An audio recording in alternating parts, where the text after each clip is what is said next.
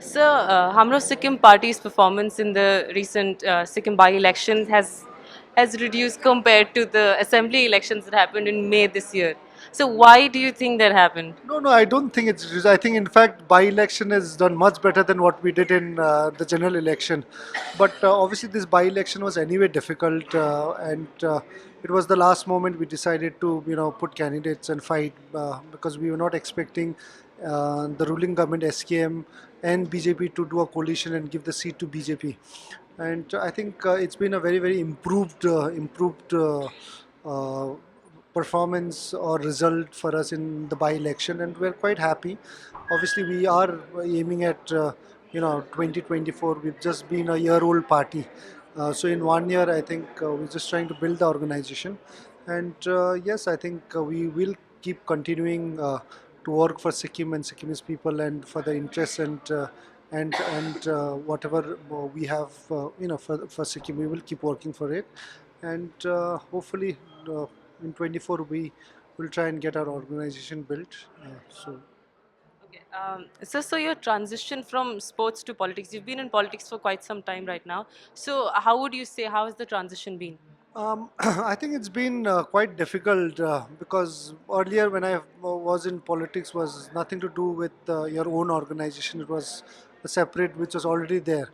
But I realized that for me, if I want to do politics, then it has to be the principles what I have, and also get that kind of friends to be part of Hamro Sikkim Party. And it's just been a year now where, if I'm talking politics, I would say just 1 year has been more of serious politics because we formed our own regional political party. And it's been difficult in the sense because once you've identified as a different image altogether, being a successful sports person, they only look at sports part of it, and they keep you only at a sports icon, and to completely leave that and come into politics, people still don't really, uh, you know, I wouldn't say take you seriously, but they still take time to really adjust that kind of image. And which is always challenging because you have a certain image which people have in their mind, and then you leave completely and try and build another image is something difficult. So I think it does take time. It does take time, which I understand. But I think we are trying to build a good team, which we have great leaders right now. Some of the best young leaders in Sikkim politics today are with Hamro Sikkim Party, and we are going to fight for a transparent, corrupt-free, and principle-based politics. So that is, I think, the key for us, and hopefully we will continue to do that. Sir, seeing that Saurav Ganguly is one of the biggest icon for cricket, he has been appointed as the new BCCI chief. So, since you are the biggest football icon in India, so do you think that AIFF should have, or you could have worked with AIFF to lead Team India to its FIFA dream? No, in fact, I did work with the AIFF. I was technical committee chairman for the last 3 years. I was advising the All India Football Federation for the last, after technical committee chairman for 2 years.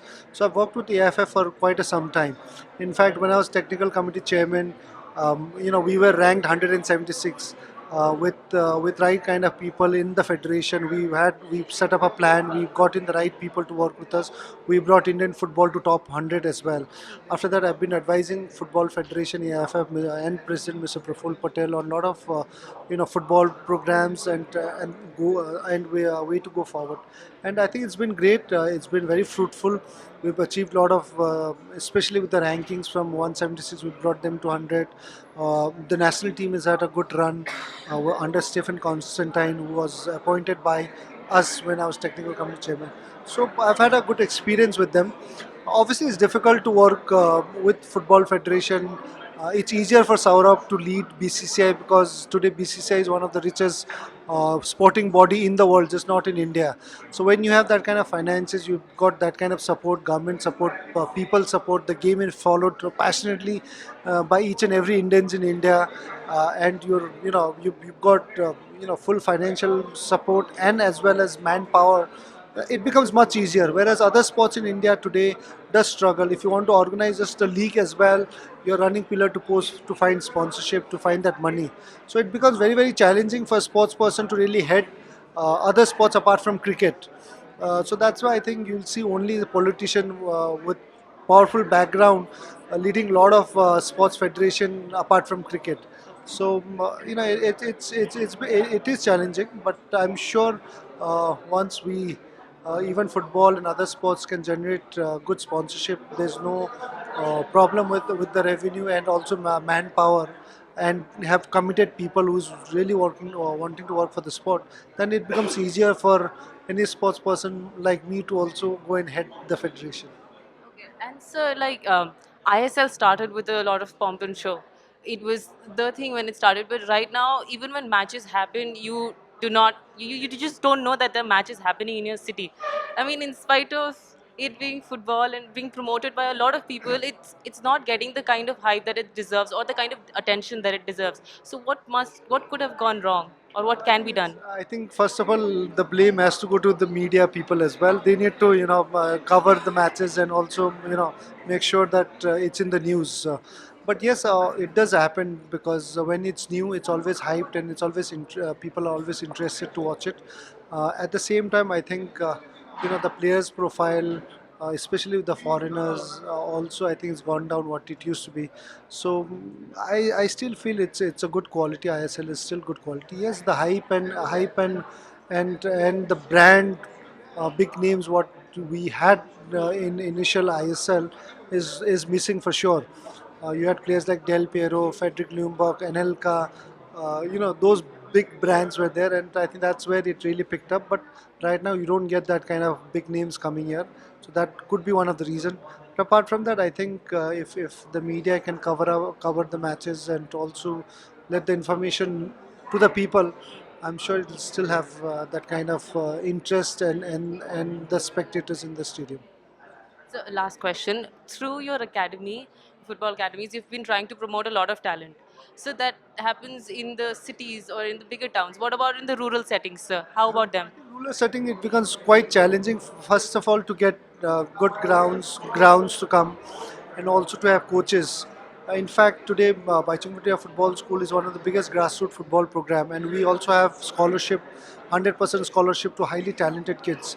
In fact, with just a small organization like individual organization, private organization like BVFS, we've been already managed to um, get a lot of international players in different age group. We already have 8 or 9 players that went on to play for India under 19s, 16s, 14s.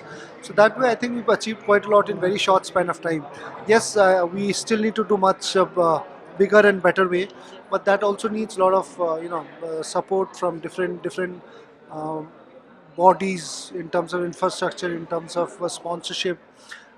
So hopefully, I think we will grow in time. But in the last 9, 10 years, I think we've done quite well. Thank you so much.